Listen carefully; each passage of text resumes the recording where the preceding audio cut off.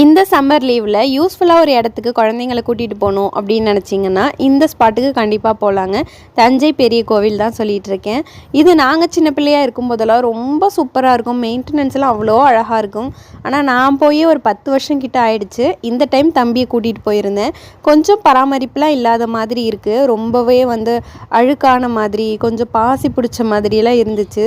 இன்னுமே கோவிலை நல்லா மெயின்டைன் பண்ணலாம். ஏன்னா இதெல்லாம் ஒரு பிரமிப்பான விஷயம்.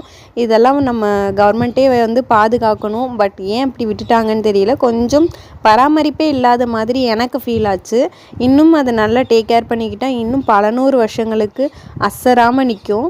குழந்தைங்களுக்கு இந்த மாதிரி ஒரு பிரமிப்பான ஒரு விஷயம் நம்ம ஊர்லேயே இருக்குது. தாராளமாக இதெல்லாம் கூட்டிகிட்டு போய் காட்டலாம். உங்களால் முடிஞ்சிச்சு அப்படின்னா தயவு செஞ்சு இந்த மாதிரி சம்மர் லீவில் கூட்டிகிட்டு போயிட்டு பக்கத்துலேயே சிவகங்கை பூங்கா இருக்குது. சூப்பராக விளையாடினாங்க குட்டீஸ்லாம். நாங்கள் போனது சண்டே தான். ஸோ